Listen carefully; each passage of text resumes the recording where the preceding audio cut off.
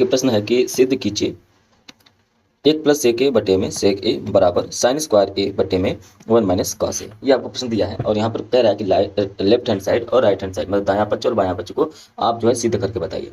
तो ऐसे में क्या होता है, या तो दायां पक्ष को सॉल्व करते हुए बायां पक्ष ला दीजिए या बायां पक्ष को सॉल्व करते हुए दायां पक्ष ला दीजिए, या तो दोनों पक्षों को बराबर कर दीजिए। तो यहाँ पर हम लोग क्या करेंगे, दोनों पक्षों को बिल्कुल बराबर करेंगे। अब यहाँ पर बराबर करने से पहले कुछ चीज़ें आपको पता होनी चाहिए, जैसे सेक ए बराबर होता है 1/cos a। दूसरा चीज़ ये पता होना चाहिए कि a² - b² बराबर होता है a+b और दूसरे ब्रैकेट में a - b होता है। तीसरा आपको पता होना चाहिए कि sine square a plus cos square a बराबर 1 होता है।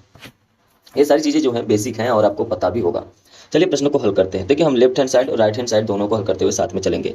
तो यहाँ पर देखिए 1 प्लस जो ये सेक ए है इसके बराबर में होता है 1 + 1/cos a। तो इसके जगह पे हम लोग 1/cos a रख देंगे, टोटल बटा करेंगे और यहाँ पर भी सेक ए की जगह पे हम लोग रख देंगे 1/cos a। आपको समझ में आ गया होगा ये कैसे है, बराबर करेंगे। और यहाँ पे जो साइन स्क्वायर ए है, अगर हम इसको कॉस स्क्वायर ए इस तरफ भेज दें तो ये हो जाएगा साइन स्क्वायर ए बराबर में 1 - cos स्क्वायर ए हो जाएगा। अतः हम यहाँ पे साइन स्क्वायर ए की जगह पर हम लोग क्या रख सकते हैं, तो आप कहेंगे हम लोग यहाँ पर रख सकते हैं 1 - cos स्क्वायर ए।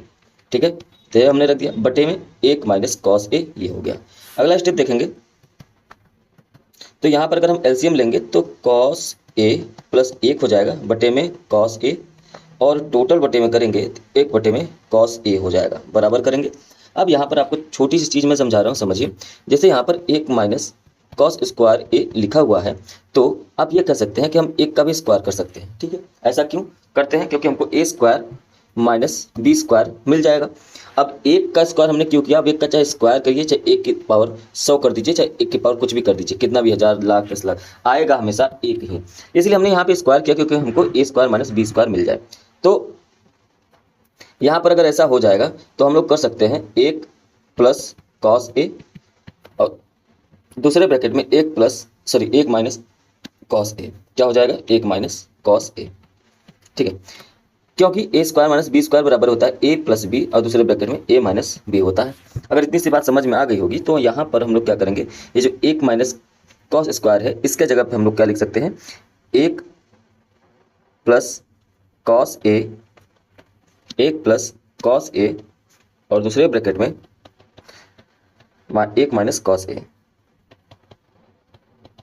और टोटल बटे में क्या करेंगे 1 - cos a करेंगे। ठीक है, इतना समझ में आया।